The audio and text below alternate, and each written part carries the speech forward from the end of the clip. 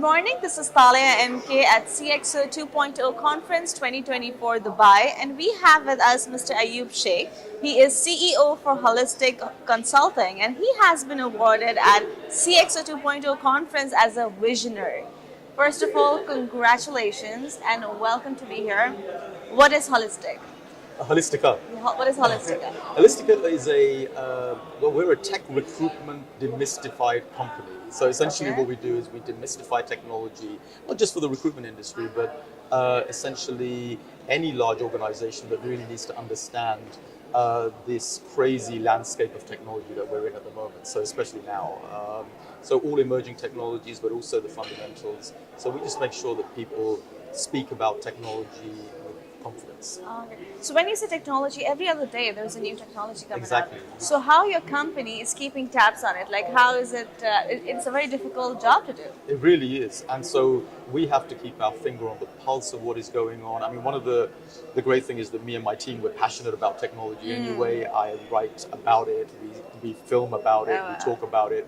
But also one of the big drivers is that when we do our live events, people are always asking questions. So they will ask, what is blockchain? What is artificial intelligence? What is RPA? And then we have to go into it in a lot more detail. And very often there's something that we don't know. Yeah. And so then I have to go and research. And then if that question keeps coming up time and time again, we can realize that there is a trend that's going on.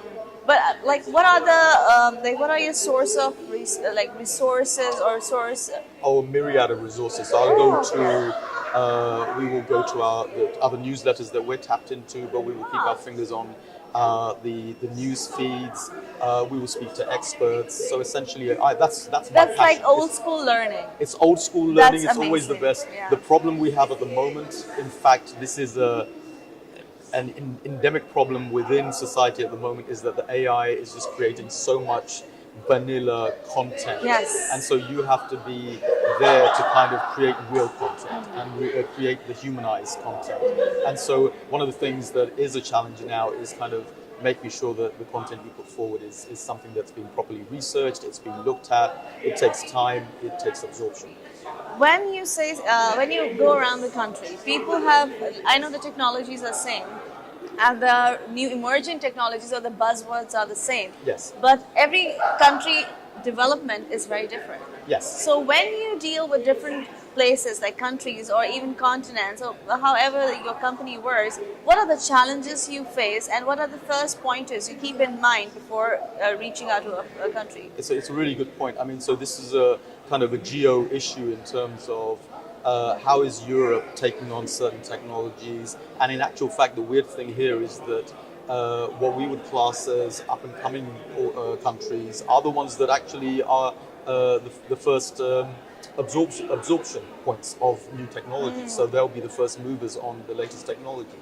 Because what latest technology does is it cuts cost, it makes you more efficient. So that gives you the competitive edge. So very often what you've got are the more established countries that are actually staying with the old ways, they're finding it hard to move. And so we are just very clued up on, if I go to America, it's going to be like this. If I go to Yes. Europe, it's going to be like this. But if I go to India, then actually they may be pioneering certain things that, even the Other established continent, countries aren't doing. What do you think and how do you think AI is impacting the recruitment system? That's one of the big, it's the issue of the day for the Oh. sector that I deal with.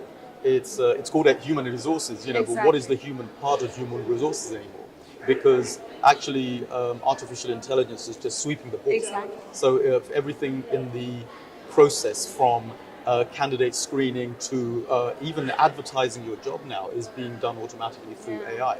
So essentially what the whole recruitment sector is looking at is where do we play our part? And actually what is happening is it's great actually. Once we realize and once we settle in, it's an amazing tool.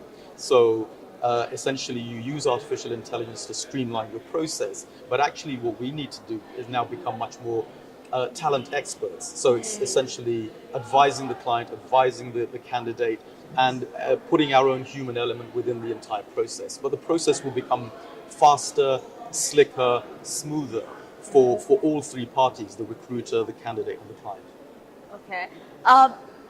Most of the companies, because now AI is the thing, right? most of the companies are still gonna be, they'll be still agitated with the fact that it's only a human thing. Why AI is not included, even though they don't have the knowledge of it. Yeah. But it is the it word. It's happening. Absolutely. How do you deal with such kind of customers? They will realize very quickly themselves. Okay. I think just the Darwinian element of business Yeah. is that if you don't take this up, somebody else will take this up and you will recognize it quite quickly. So basically the competition will make you realize that you are suddenly behind the times. Yeah.